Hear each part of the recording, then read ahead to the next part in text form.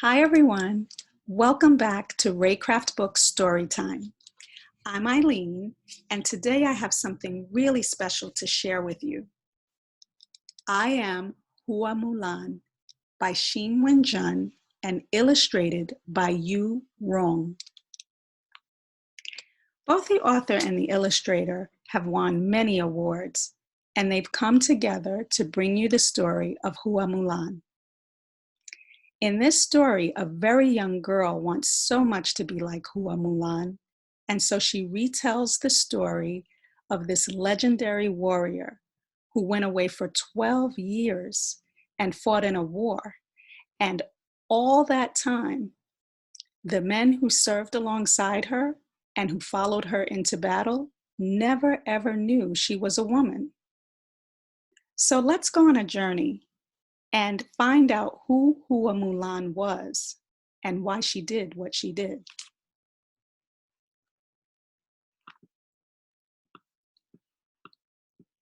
Here we go.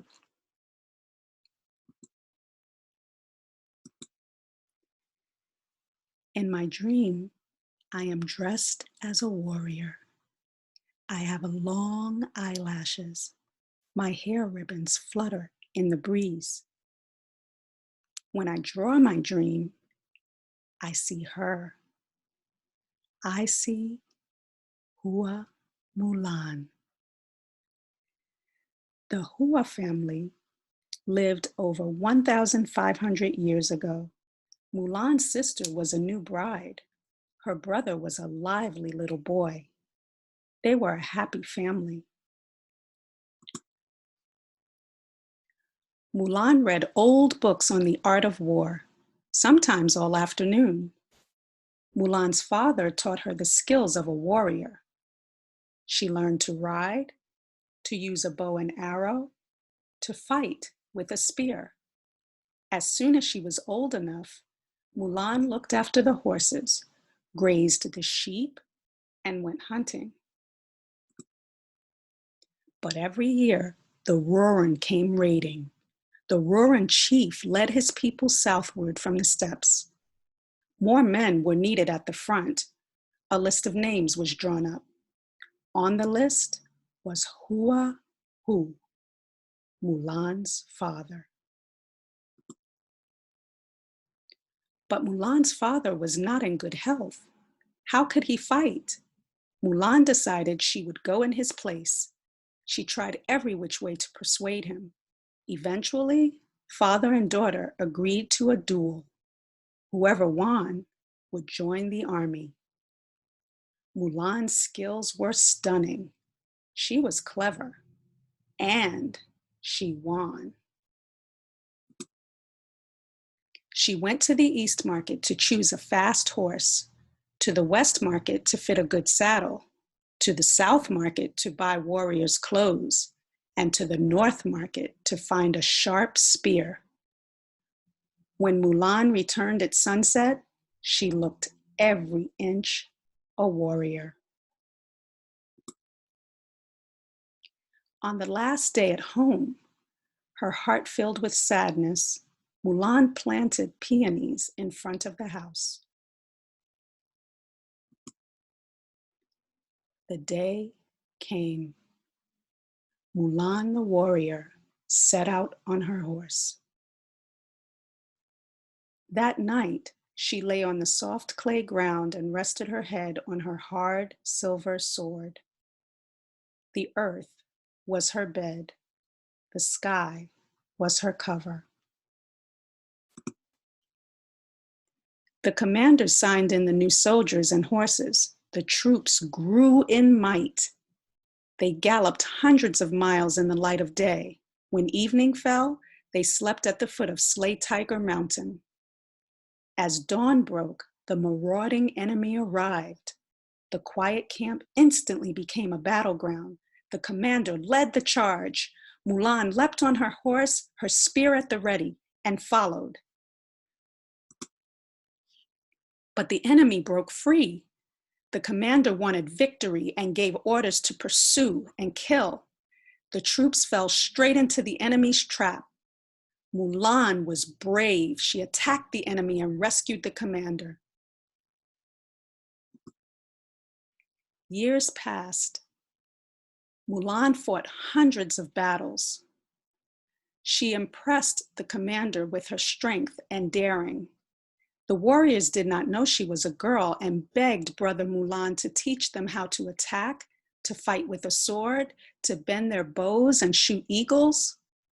They were her iron brothers. Late one night, when Mulan was on guard duty, she noticed something startling the birds. They took flight and headed south. She watched them for a while and discovered the enemy lying in wait, preparing to launch a raid. But when the enemy soldiers finally crept into the camp, they found it empty. Mulan had reported the enemy position and the commander had devised a plan to divide the troops and surround the enemy.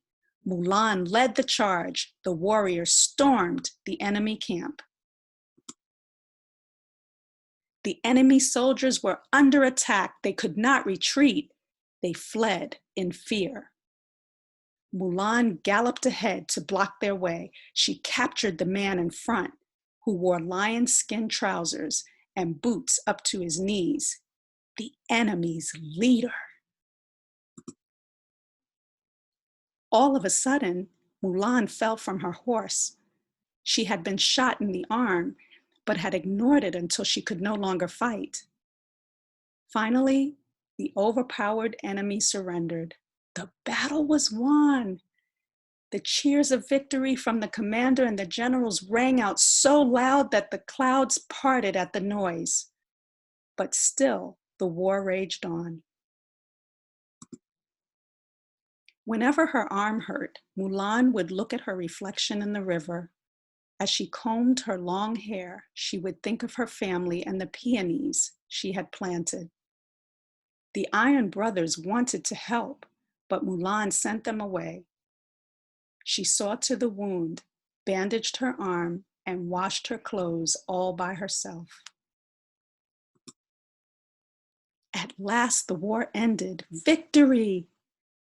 The generals waited in camp to receive their medals, but Mulan couldn't wait.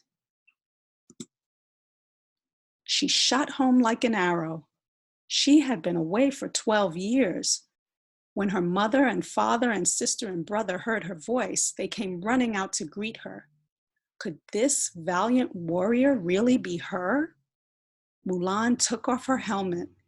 She saw her family and the gorgeous peonies growing around the house. Baba, sister, mama, brother.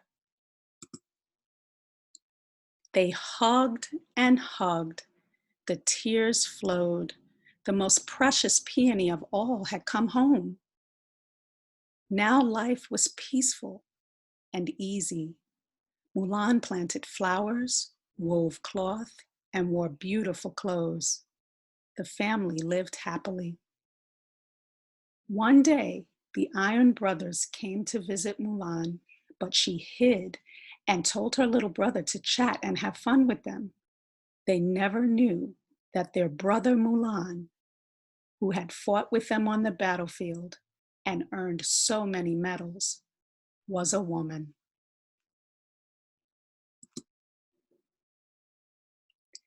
I don't have impressive warrior's clothes.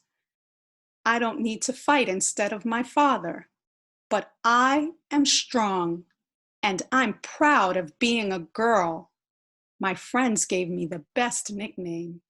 They call me Mulan. I am Hua Mulan. Thank you so much for listening. I really hope you enjoyed that story. Please visit us on the Reycraft Books YouTube channel if you want to hear more stories, and also visit us at www.raycraftbooks.com to see what other books we have. And if you have a request, let us know. We'll see you soon. And remember, You're brave too, just as brave as Hua Mulan. Take care.